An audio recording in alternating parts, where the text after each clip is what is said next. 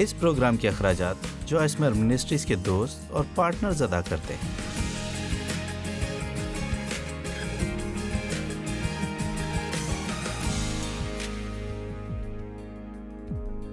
آج کے پروگرام روزمرہ زندگی کا لطف اٹھانے میں ہمارے ساتھ شامل ہونے کا شکریہ، اور یقیناً میرے پاس آج آپ کے ساتھ بانٹنے کو کچھ ایسا ہے جو واقعی آپ میں سے بہت سے لوگوں کی زندگیاں تبدیل کر دے گا۔ اگر میں آپ سے کہوں کہ ایک چیز ہے جو واقعی آپ کی زندگی تبدیل کر سکتی ہے، اور یقیناً آپ میں سے زیادہ تر اسے سننا چاہیں گے، اور یہ ایک ایسی چیز تھی جو مجھے لگتا ہے کہ بہت طاقتور ہے، جبکہ یہ بہت سادہ چیز ہے۔ میں آج آپ سے اپنی زندگی میں مثبت چیزوں پر توجہ اور غور کرنے پر بات کرنا چاہتی ہوں۔ بائبل میں لکھا ہے، دیکھ میں نے آج کے دن زندگی اور بھلائی کو اور موت اور برائی کو تیرے آگے رکھا ہے۔ بھلائی کا انتخاب کریں تو ہمیں ہر روز انتخاب کرنا ہے، اور آج اسی پر بات کروں گی کہ آپ کو کیا انتخاب کرنا ہے کہ آپ کس بارے میں سوچیں۔ بہت سی مثبت چیزیں ہو رہی ہیں دنیا میں اور آپ کی زندگی میں، میری زندگی میں، مگر اس کے ساتھ ساتھ دنیا میں بہت سی منفی چیزیں بھی ہو رہی ہیں، اور آپ جانتے ہیں ابھی بھی بہت سی ایسی منفی باتیں ہو رہی ہیں جن کے ہم عادی بھی نہیں، مگر دنیا میں بہت سی اچھی چیزیں بھی ہو رہی ہیں اور ہمیں انہیں ڈھونڈنا ہے اور ان پر توجہ دینی ہے۔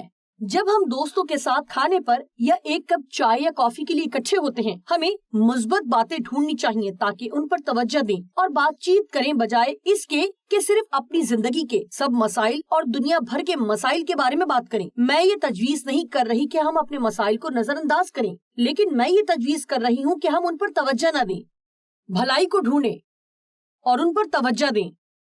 عبرانیوں 12:2 میں لکھا ہے، اور ایمان کے بانی اور کامل کرنے والے یسوع کو تکتے رہیں، جس نے اس خوشی کے لیے جو اس کی نظروں کے سامنے تھی شرمندگی کی پرواہ نہ کر کے صلیب کا دکھ سہا اور خدا کے تخت کی دہنی طرف جا بیٹھا۔ مجھے ایمپلیفائڈ ترجمہ پسند ہے، اور وہ کہتا ہے ان تمام چیزوں سے نظر ہٹا کر جو یسوع سے دور کرتی ہیں، جو ایمان کا بانی اور کامل کرنے والا ہے۔ اب آپ خود انتخاب کر سکتے ہیں کہ کس طرف دیکھنا ہے۔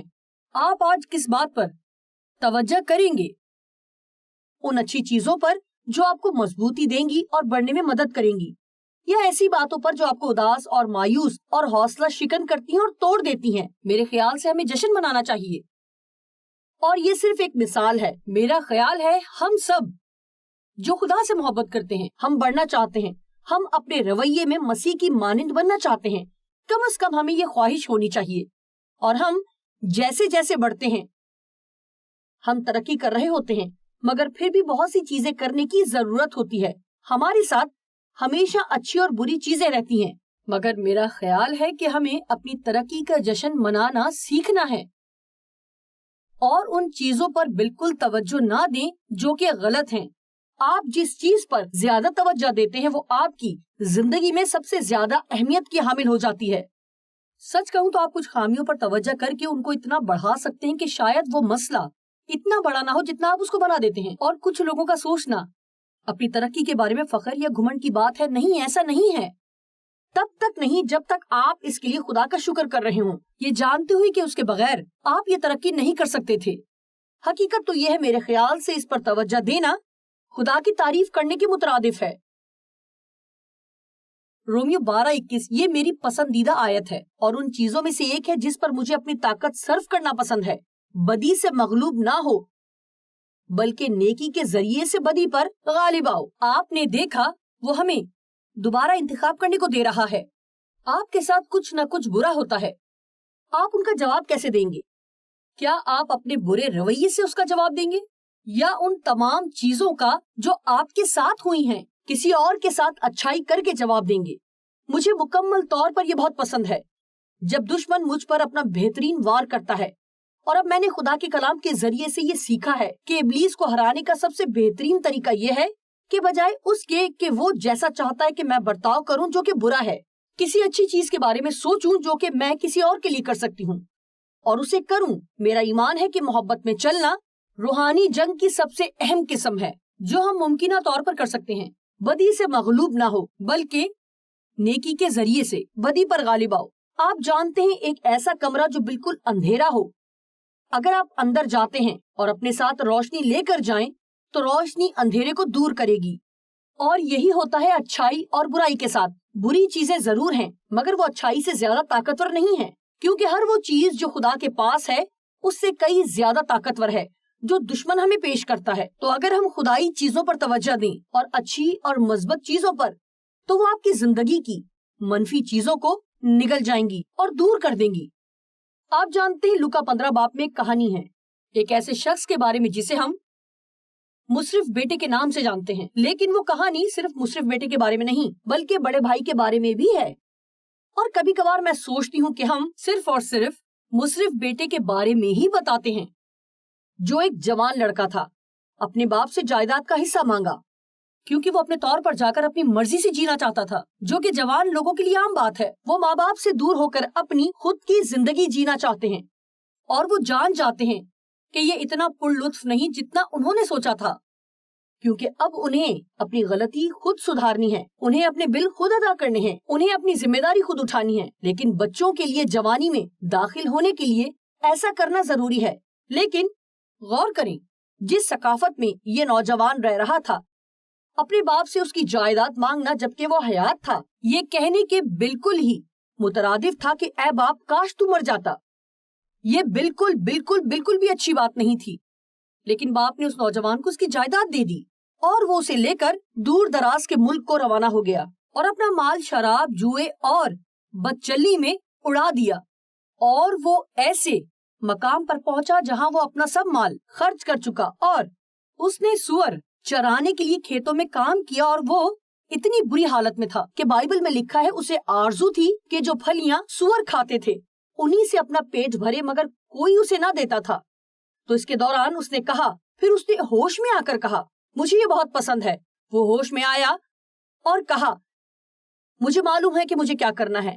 मैं उठकर बाप के पास जाऊंगा और उससे कहूंगा कि अब इस लायक नहीं रहा कि फिर तेरा बेटा कहलाऊं। अगर मैं तेरे घर में एक मजदूर की तरह रह सकूं तो वो मेरे लिए काफी होगा। और फिर वो इस सोच के साथ बहुत आजिजी से घर गया। और आप जानते हैं उसने कहा, ऐ बाप, मैं किसी चीज के लायक नहीं, मैं इस लायक भी नहीं कि तू मुझे माफ करे। मैं अच्छे बर्ताव की तवक्को नहीं कर रहा, लेकिन क्या मैं घर वापस आ सकता हूँ? और बाइबल बताती है कि वो अभी दूर ही था कि उसे देखकर उसके बाप को तरस आया और दौड़कर उसको गले लगा लिया और चूमा। सुनिए, उस सकाफत में बुजुर्ग भागते भी नहीं थे, यह नामुनासिब और नाजायज समझा जाता था।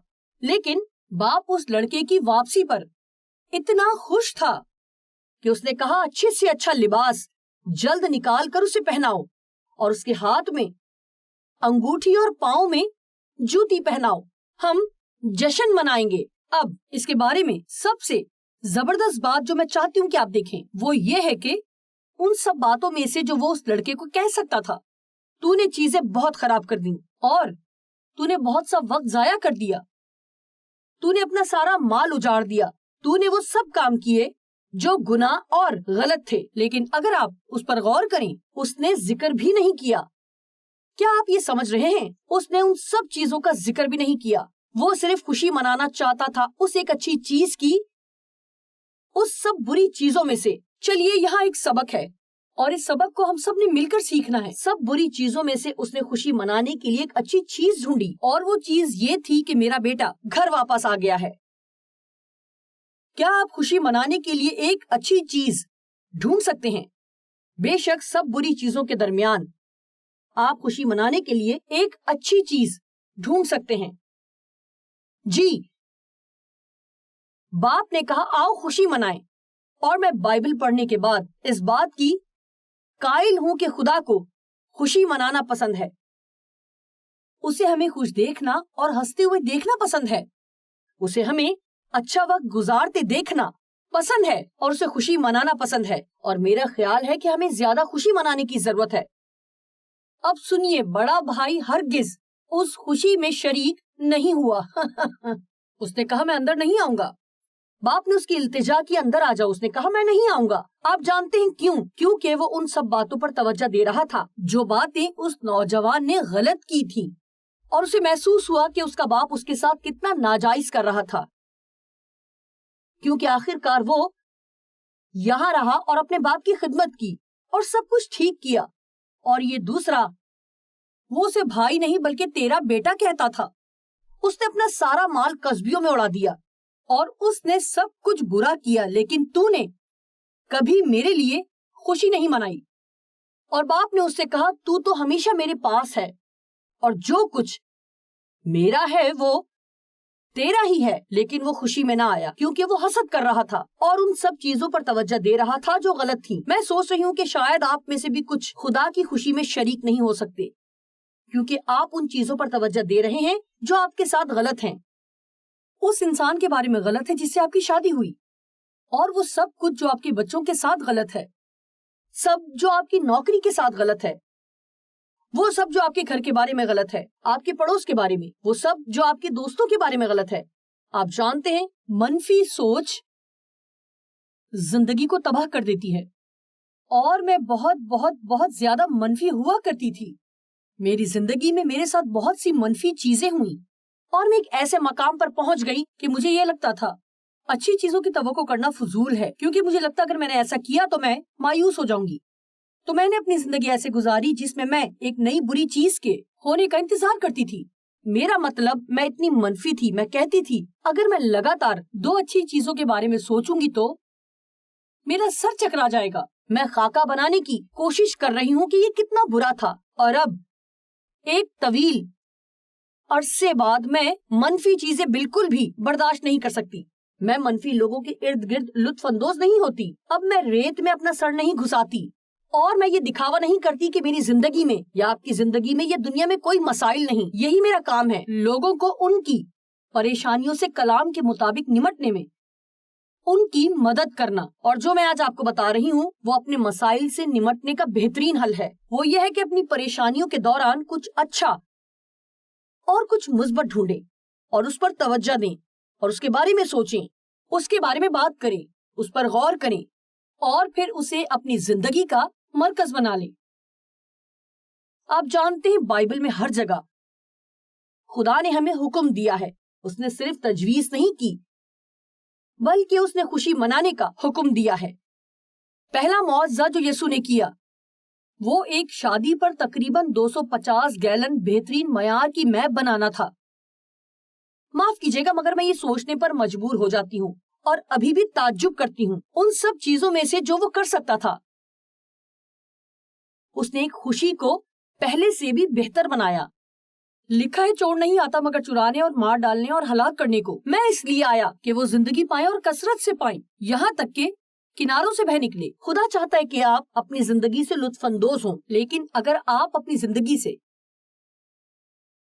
لطف اندوز ہونے کے لیے تمام پریشانیوں کے ختم ہونے کا انتظار کر رہے ہیں تو آپ کبھی بھی اپنی زندگی سے لطف اندوز نہیں ہو پائیں گے. اب بائبل سے خوشی منانے کے بارے میں جانیں.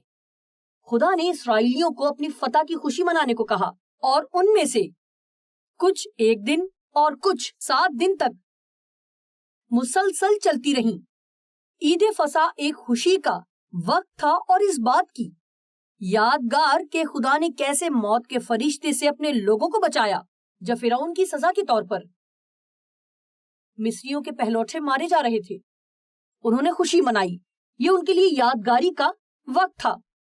یادگاری کا کیسا رہے گا اگر آپ ہر سال جشن منائیں، سال میں ایک بار وہ دن منائیں جب آپ دوبارہ پیدا ہوئے، جب آپ کے تمام گناہ دھل گئے اور آپ جانتے ہیں کہ خدا آپ سے محبت کرتا ہے. واو، یہ بہت ہی زبردست ہوگا. آپ جانتے ہیں سبت ان کے لیے پہلا جشن تھا اور یہ پہلے 6 دن خدا کے کام کی خوشی منانے کا جشن تھا. اس نے 6 دن میں دنیا بنائی اور 7ویں دن آرام کیا اور اس نے ان تمام چیزوں کی طرف نگاہ کی جو اس نے بنائی تھی اور کہا اچھا ہے. کیا آپ کبھی ان چیزوں سے لطف اندوز ہونے کا وقت نکالتے ہیں جو خدا نے آپ کو دی ہیں؟ آپ نے اپنے گھر میں موجود تمام خوبصورت چیزوں کے لیے کتنی محنت کی ہے. شاید وہ خوبصورت چیزیں جو آپ گھر میں سجاتے ہیں یا وہ خوبصورت چیزیں جو لوگوں نے آپ کو دی یا خوبصورت فرنیچر. اور کیا آپ کی زندگی میں رفتار اتنی تیز ہے کہ آپ دیکھ نہیں پا رہے کہ آپ کے پاس نعمت کے طور پر کیا ہے اور آپ کی ساری توجہ اسی بات پر ہے کہ زندگی میں کیا کچھ غلط ہے. اب دیکھیں عید فطیر عید فصح کے فوراً بعد شروع ہو گئی اور وہ 7 دن تک چلی. اس کے بعد پہلے پھلوں کی عید اور اس کے بعد عید پینتیکوست، اس کے بعد نئے سال کی عید. میرا مطلب آپ دیکھ سکتے ہیں کہ وہ عید منائے بغیر زیادہ دیر نہیں رہتے تھے، اور جب بھی انہیں فتح حاصل ہوتی تھی تو وہ جشن مناتے تھے. جب خدا نے آستر کو شریر حامان کو مات دینے کے لیے استعمال کیا اور یہودی موت سے بچ گئے تو انہوں نے ایک بڑا جشن کیا جو بہت دن تک چلتا رہا. جب نہمیہ نے وہ فصیل تعمیر کر لی جو خدا نے اسے بنانے کو کہی تھی، جو اس شہر کو محفوظ کرتی تھی، وہ رکے اور انہوں نے اس کا جشن منایا جو انہوں نے کیا تھا. آپ جانتے ہیں آج جب میں پروگرام کرتی ہوں، یہ بہت محنت کا کام ہے. جب دن ختم ہوتا ہے تو میں تھک جاتی ہوں، اور اب مجھے یہاں 4 گھنٹے ہو چکے ہیں اور میں نے بہت محنت کی ہے اور میں تھک رہی ہوں. اور میں اور ڈیو آج صبح یہ بات کر رہے تھے کہ ہم کیا کھائیں گے. کیا ہم کسی قریبی جگہ سے برگر کھائیں گے یا باربیکیو اور یا گھر پر کھائیں جیسا کہ ہم کرتے ہیں، یا ہم دوپہر کے کھانے کے بعد باہر جانا چاہتے ہیں. پہلے میں نے سوچا ہم کچھ خرید لیں گے اور اسے گھر لے آئیں گے، اور پھر میں نے سوچا نہیں، آپ جانتے ہیں کیا ہم باہر جا کر کھائیں گے اور اس کام کا جشن منائیں گے جو میں نے آج کیا. اب میرا یہ مطلب نہیں کہ ہم میز پر غبارے لگائیں گے اور کہیں گے تم جانتے ہو آج میں نے کام کیا، آؤ جشن منائیں. مگر میرے دل میں ایک جشن ہوگا، میرے لیے کچھ ایسا جس سے میں لطف اندوز ہوں گی، اس تمام تر ترقی کا جشن جو میں نے آج کی. اور آپ جانتے ہیں، اور اگر آپ جس چیز سے لطف اندوز ہوتے ہیں اس کا جشن زیادہ منانا شروع کریں، وہ شاید صرف بیٹھ کر 1 کپ کافی ہو سکتا ہے، وہ شاید گرم پانی سے نہانا ہو، وہ شاید باہر جا کر گولف کھیلنا ہو، چاہے وہ کچھ بھی ہو. اگر آپ اپنی زندگی میں اس چیز کو شامل نہیں کریں گے تو آپ تلخ ہو جائیں گے اور پھر آپ زندگی میں صرف منفی باتوں پر ہی نظر کریں گے. خوشی منانے سے زندگی کی باقی سب چیزیں توازن میں رہتی ہیں. اب کیا آپ میں سے کوئی بہتر محسوس کر رہا ہے؟ اب میں امید کرتی ہوں اپنی جیت کا جشن منانا سیکھیں، بڑی اور چھوٹی جیت. جب میں سنجیدہ مسیحی بنی، میں بہت عرصے سے مسیحی تھی، چرچ جاتی تھی، خدا سے محبت کرتی تھی. میں جانتی تھی کہ یہ میری نئی زندگی ہے. مگر جب میں ایک سنجیدہ پرعزم مسیحی بنی جہاں میں خدا کے ساتھ اپنا تعلق گہرا کرنا چاہتی تھی اور خدا کے بارے میں جان کر اپنا رویہ یسوع کی مانند کرنا چاہتی تھی، کسی وجہ سے ڈیو اور میں نے سب کچھ لطف اندوز کرنا چھوڑ دیا تھا. ہم جوڑوں کے کارڈ کلب سے بھی نکل گئے. اگر مسیحی گیت نہ ہوتا تو ہم گیت نہیں سنتے تھے. کسی بھی غیر سنجیدہ چیز کے لیے وقت نہیں تھا. ہم سنجیدہ مسیحی بن گئے تھے. جانتے میں کیا بن گئی؟ میں لوکا 15 باب کی کہانی والا بڑا بھائی بن گئی تھی. وہ بڑا بھائی مت بنے، وہ شخص مت بنے جس کے پاس لطف اندوز ہونے کا وقت نہیں ہوتا، جو ہمیشہ لوگوں میں نقص نکالتا ہے. مجھے یہ بات پسند ہے کہ یسوع نے جب 12 شاگردوں کو بلایا، جب اس نے ان سے بات کی، اس نے ان 12 کو اکٹھے نہیں بلایا بلکہ وہ ان سے الگ ملتا تھا. اور بہت بار اس نے کہا آؤ اور میرے ساتھ شامل ہو جاؤ. میں جانتی ہوں کہ وہ سارے ملک میں ٹہل کر ہر وقت جشن نہیں منا رہے ہوتے تھے، مگر میرے خیال سے یہ ایک اچھا خیال ہے چیزوں کو بیان کرنے کا. اس کا مطلب تھا آؤ اور ہم میں شامل ہو جاؤ. لیکن آپ جانتے ہیں مجھے یہ محسوس ہوتا ہے کہ یسوع اور اس کے شاگرد، میرے خیال سے جب وہ اپنا سفر طے کر رہے تھے، میرے خیال سے وہ بہت لطف اندوز ہوتے تھے. میرے خیال سے یسوع بھی مذاق کرتا تھا. میرے خیال سے وہ اکٹھے ہنستے تھے. میرے خیال سے وہ ایک دوسرے کو مزاحیہ کہانیاں بھی سناتے تھے. شاید وہ اپنی غلطیوں پر ہنستے تھے جیسا کہ ہمیں بعض اوقات کرنا چاہیے. آپ میں سے کچھ اب میری طرف دیکھیں، کیونکہ خدا آج خاص طور پر آپ میں سے ہر ایک سے بات کر رہا ہے. آپ میں سے کچھ زیادہ ہی سنجیدہ ہیں. میری انتظامی اسسٹنٹ کہتی کہ جب اس کا شوہر ایک سنجیدہ مسیحی بنا تو ان کے ساتھ بھی یہی ہوا. انہوں نے ابھی سب کچھ لطف اندوز کرنا چھوڑ دیا. اور اس نے کہا، ایک رات میں نے اپنے شوہر سے کہا کہ کیا تم کبھی مجھے دوبارہ ہنسا کر خوش کر سکو گے؟ اور اس بات نے اسے جگا دیا، کیونکہ اس سے پہلے وہ ایک خوش مزاج انسان تھا جو اسے خوش رکھتا تھا. لیکن ہم ہر چیز کے بارے میں سنجیدہ ہو سکتے ہیں اور ہر چیز پر افسوس کریں گے، تو اس میں کوئی شک نہیں کہ مسیحیت بہت سے لوگوں کے لیے لطف اندوز نہیں رہتی. اور سالگرہ کے بارے میں کیا؟ आप जानते हैं लोगों से ये सुनना बहुत आम है। लोग कहते हैं तुम अपनी सालगिरह पर क्या करोगे? ओह कुछ भी नहीं, मैं 1 साल और बड़ा हो गया हूँ, इससे फर्क नहीं पड़ता। लेकिन क्या आप जानते हैं, अगर हम 1 साल के बच्चे की सालगिरह मनाते हैं, हमने अभी अपने 1 साल के पोते की सालगिरह मनाई। मेरा मतलब हम केक लाए, तहाइफ लाए, गुब्बारे लाए और उसने सारा केक अपने मुंह पर मला। जानते हैं हमने वो सब किया जो तस्वुर किया जा सकता है। उसने वो सब तहाइफ खोले जबकि उसे परवाह भी नहीं थी, या शायद वो उनके बारे में जानता भी नहीं था। उसके भाइयों ने उससे ज्यादा उनके साथ खेला और वो सिर्फ 1 साल का है। आप उस वक्त क्या करेंगे जब आप 50 के हो जाएंगे? मेरे ख्याल से 50 के बाद हम सबको अपनी सालगिरह 1 हफ्ते तक मनानी चाहिए। और मनानी चाहिए से मेरी मुराद ये नहीं कि आपका घर लोगों से भरा हो और आप सिर्फ जश्न मनाएं, जश्न मनाएं, जश्न मनाएं और जश्न मनाएं। मेरा मतलब है कि आप अपना वक्त निकाल कर कुछ ऐसा करें जिससे आप बहुत लुत्फ अंदोज होते हैं, क्योंकि जिंदगी का हर साल जो आप जीते हैं एक मौजज़ा है। 1 साल में आपका दिल तकरीबन 3,80,000 मर्तबा धड़कता है।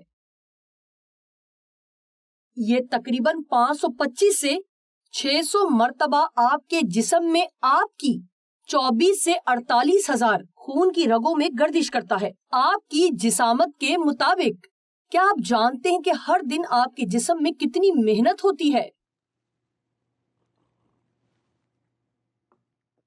हम वाकई अजीब और गरीब तौर से बनाए गए हैं। अजीब तौर से खुशी मनाएं क्योंकि खुदा ने आपको एक खास तौर पर बनाने के लिए बहुत मेहनत की है। अब सुने, मेरी एक बेटी को मीठा बहुत पसंद है, शायद जरूरत से ज्यादा ही मीठा खाना पसंद है। लेकिन एक लंबे थका देने वाले दिन या किसी ऐसे प्रोजेक्ट के बाद जिस पर उसने बहुत मेहनत की हो और उस खुशी को मनाने के लिए वो मीठा खाती है। मुझे कॉन्फ्रेंस के बाद जश्न मनाना बहुत पसंद है। मुझे घर आना और अपने पसंदीदा इटालियन रेस्टोरेंट में पास्ता खाना बहुत पसंद है और मैं इसे अक्सर नहीं खा सकती वरना मैं इसे पहन लेती। लेकिन जब मैं वाकई जश्न मनाना चाहती हूँ, मैं यही खाना चाहती हूँ, किसी ऐसे के साथ बैठकर जिसके साथ मुझे बातें करना पसंद हो और पास्ता का एक भरा हुआ कटोरा खाऊं। शायद सारा नहीं, लेकिन इतना कि मैं खुशी महसूस करूं। डेव को गोल्फ खेलना पसंद है। जिंजर, जिसे आप मेरे साथ टीवी पर देखते हैं, कभी कभार उसे हाइकिंग करना पसंद है। हाइकिंग मेरे लिए जश्न नहीं बल्कि अजाब होती, लेकिन उसको पसंद है। मेरी इंतजामी एडमिन को डिज्नी वर्ल्ड जाना पसंद है और वो 75 मर्तबा वहाँ जा चुकी है।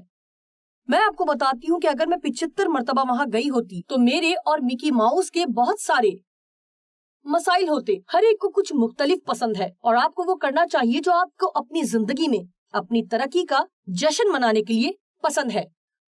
आप अपने घर की सफाई करके भी जश्न मना सकते हैं।